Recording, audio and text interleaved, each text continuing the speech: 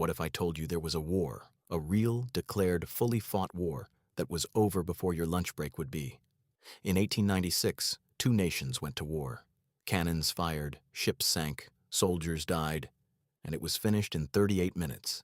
This is the story of the shortest war in recorded history, and almost nobody talks about it. Stay with me, because this one is worth knowing. To understand why this war happened, you need to understand what the world looked like in 1896. The British Empire was at its absolute peak. It controlled roughly a quarter of the entire world's land surface. India, Australia, Canada, large chunks of Africa.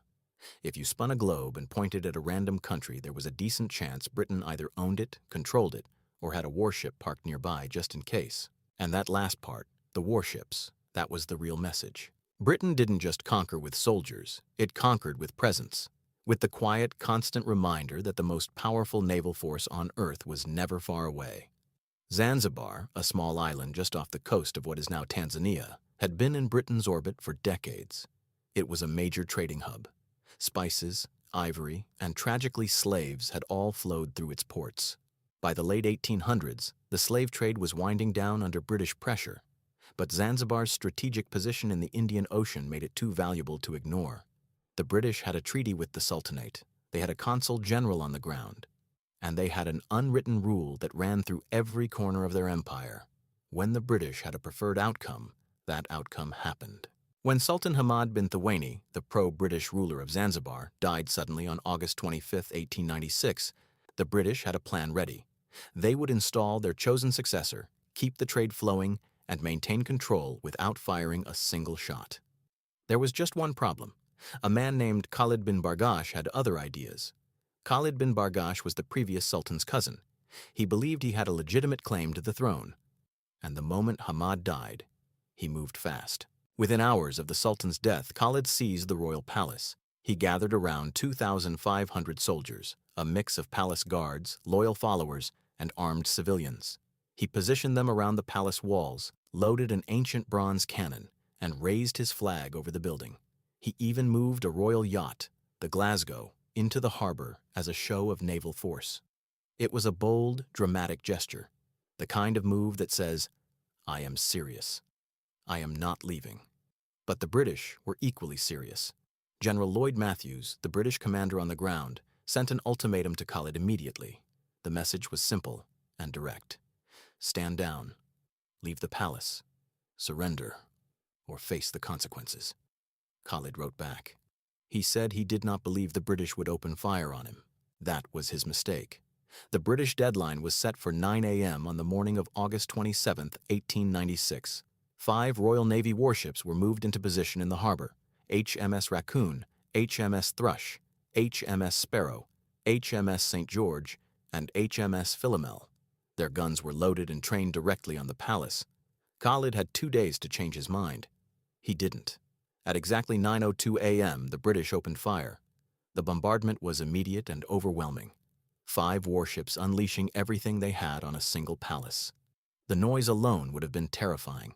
Cannon fire echoing across the harbor, smoke rising over the island, the palace walls beginning to crumble almost instantly. Khalid's soldiers tried to fight back. They really did. Rifles cracked from the palace windows. That old bronze cannon was fired once before British shells destroyed the position entirely. But here's the thing about bringing a 19th century bronze cannon to a fight against 5 Royal Navy warships. It doesn't go well. The Glasgow, Khalid's prized royal yacht, his symbol of naval power, was hit and began to sink within the first few minutes. British sailors actually boarded it mid-battle and lowered Zanzibar's flag before it went under, a deliberate, humiliating gesture. The palace itself was on fire by 9:15 a.m. The flag tower, the symbol of Khalid's claim to power, was destroyed. His soldiers, realizing they were fighting a battle they could not possibly win, began to scatter and flee into the city. The British ships kept firing until there was nothing left to fire at. At 9:40 a.m., 38 minutes after the first shot was fired, it was over. Khalid had already slipped out through a back door of the burning palace. Around 500 of his soldiers were killed or wounded. The British suffered exactly 1 casualty, a single officer who was lightly injured. One side lost 500 men in 38 minutes. The other side lost none. That is the gap between the most powerful empire on Earth and everyone else in 1896. The British moved quickly after the guns went silent. Their preferred candidate, Hamoud bin Mohammed, was installed as the new Sultan of Zanzibar within hours. He was cooperative, reform-minded, and willing to work within British expectations. Under his rule, Zanzibar officially abolished slavery in 1897, something the British had been pushing for years. The palace was left in ruins as a very deliberate reminder of what happened to people who challenged British authority. As for Khalid, the man who started it all, he survived. He hid inside the German consulate in Zanzibar for several years, protected by diplomatic immunity while the British fumed outside. Eventually, he was allowed to go into exile in German East Africa. But history has a strange way of looping back on itself. During World War I, when Britain and Germany were at war, British forces captured Khalid in German East Africa and exiled him again, this time to St. Helena and then the Seychelles. He was finally allowed to return to East Africa in 1925. He died in Mombasa in 1927, over 30 years after his 38-minute reign as Sultan of Zanzibar. 30 years of exile. For 38 minutes of defiance. The Anglo-Zanzibar War gets treated like a trivia fact, a fun thing to drop at a dinner party. Did you know the shortest war in history lasted 38 minutes? But it's more than that. It's a window into how empires actually work, not through endless battles and heroic sieges, but through overwhelming, calculated force applied so quickly and so completely that resistance becomes impossible before it even begins. Britain didn't want a war. Wars are messy, expensive, and unpredictable. Britain wanted a 38-minute demonstration, and that's exactly what they got. Zanzibar today is a semi-autonomous region of Tanzania. The old palace, the one that burned in 1896, still partially stands. Tourists walk past it every day, most of them not knowing what happened there on an August morning over 100 years ago. Now you do. The Anglo-Zanzibar War of 1896. 38 minutes, one palace, 5 warships, and a sultan who learned the hard way that you don't bluff the British Empire.